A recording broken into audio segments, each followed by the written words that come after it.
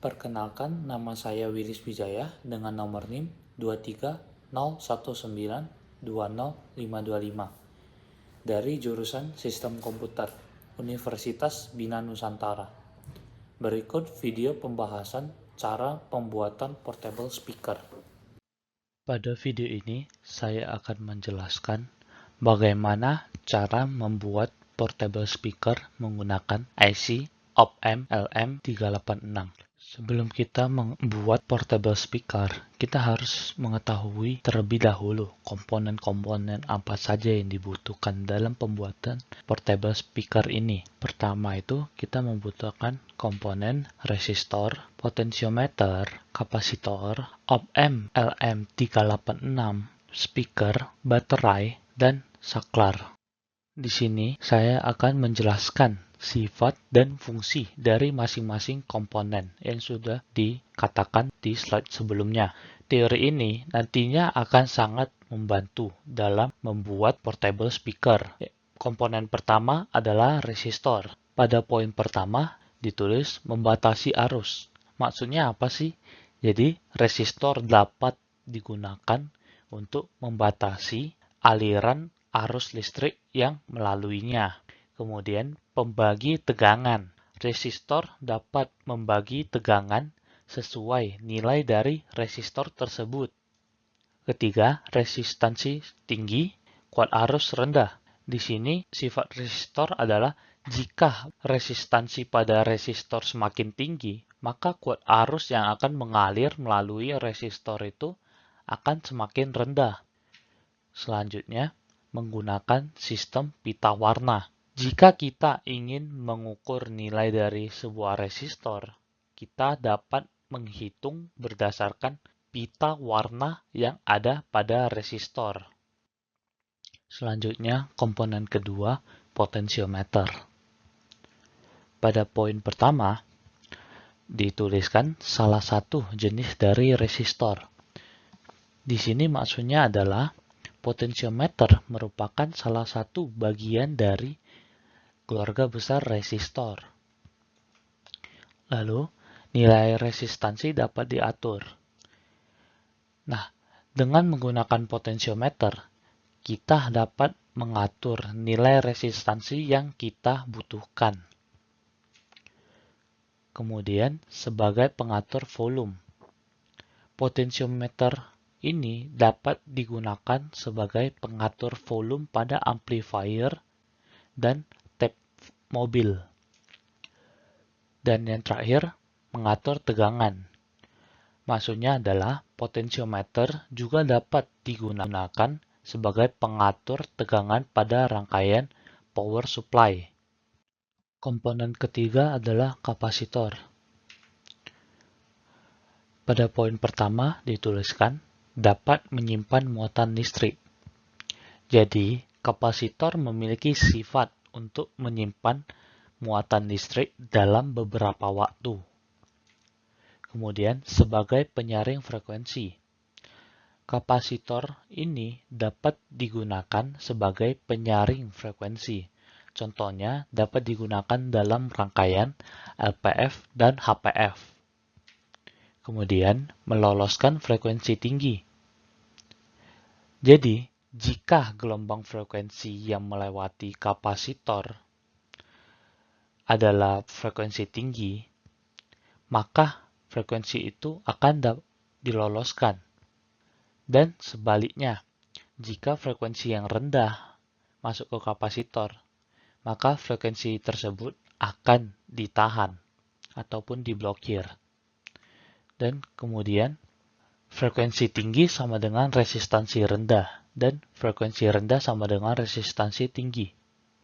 Nah, hal ini yang menyebabkan kenapa frekuensi tinggi dapat lolos ataupun dapat melewati kapasitor.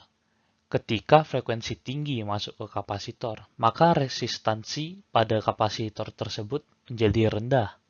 Dan sebaliknya, pada saat frekuensi rendah, resistansi yang ada pada kapasitor menjadi tinggi.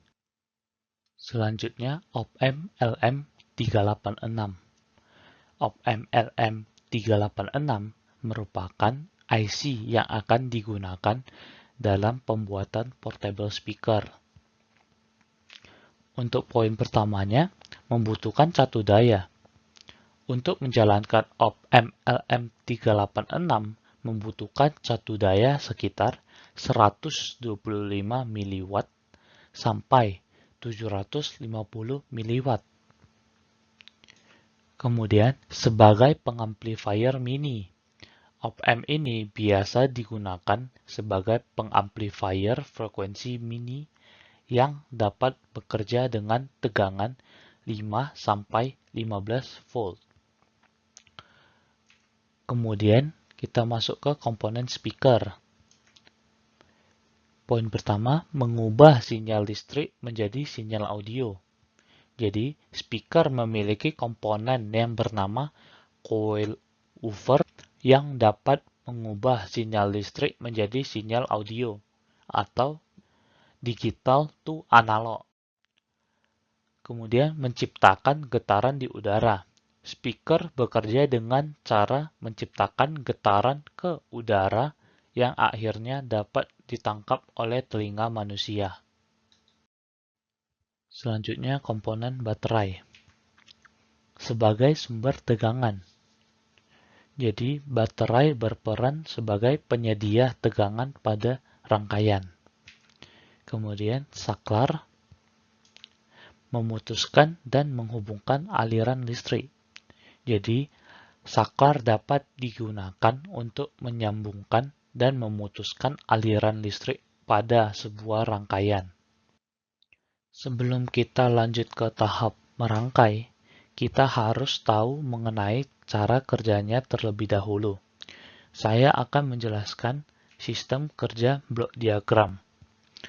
Pertama-tama, audio jack akan menghubungkan input device untuk menghasilkan input sinyal audio yang akan diubah menjadi sinyal listrik. Selanjutnya, masuk ke potentiometer yang akan mengatur besar volume, bass, dan treble. Kemudian, saklar yang awalnya diputuskan, kemudian akan dihubungkan agar baterai dapat mengalirkan arus listrik ke op-amp. Setelah dihubungkan, op-amp akan mengamplifier sinyal listrik yang akan dihantarkan ke potentiometer, volume, bass, dan treble. Setelah diamplifier, sinyal listrik tersebut akan dikirim ke woofer yang ada pada speaker untuk mengubah sinyal listrik menjadi sinyal audio. Selanjutnya, skematik rangkaian. Cara kerjanya adalah, pertama-tama, sinyal audio akan masuk ke audio jack, lalu sinyal audio tersebut akan dirubah menjadi sinyal listrik. Kemudian, akan menuju potentiometer yang dimana pada setiap potentiometer tersebut memiliki perannya masing-masing. Setelah melewati potentiometer, sinyal akan menuju op-amp untuk mengubah gelombang sinyal menjadi lebih stabil. Kemudian, saklar yang terhubung dengan baterai akan disambungkan agar tegangan dapat dialirkan ke op-amp. Sebelum tegangan masuk ke op-amp, tegangan akan melalui kapasitor yang berfungsi untuk mengamplifier tegangan yang akan masuk ke op-amp agar tegangan yang dialirkan lebih stabil. Setelah op-amp hidup, sinyal akan difilter dan akan diteruskan ke coil woofer yang ada pada speaker. Coil woofer ini bertujuan untuk mengubah sinyal listrik tersebut menjadi sinyal audio agar dapat dikeluarkan oleh speaker. Setelah melihat skematik sebelumnya, bagaimana sih cara kerja bass dan treble? Kita harus mengingat bass menggunakan rangkaian LPF. Untuk membuat potentiometer yang mengatur bass, kita akan menggunakan rangkaian LPF agar frekuensi akan langsung jatuh pada saat resistansi potentiometer dibesarkan. Dapat dilihat pada gambar di sebelah kanan. Resistor dihubungkan secara paralel dengan kapasitor dan potentiometer. Hal ini berguna untuk pada saat sinyal masuk ke kapasitor, frekuensi tinggi akan langsung terbuang ke ground, sedangkan frekuensi rendah akan diblokir sehingga frekuensi rendah tersebut akan mencari alternatif lain dan menuju ke potentiometer. Kemudian, treble menggunakan rangkaian HPF. Untuk membuat potentiometer yang mengatur treble, kita akan menggunakan rangkaian HPF.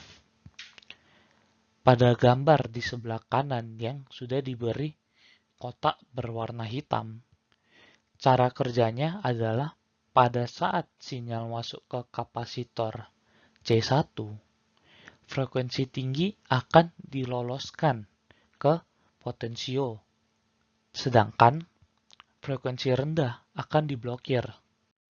Kemudian simulasi.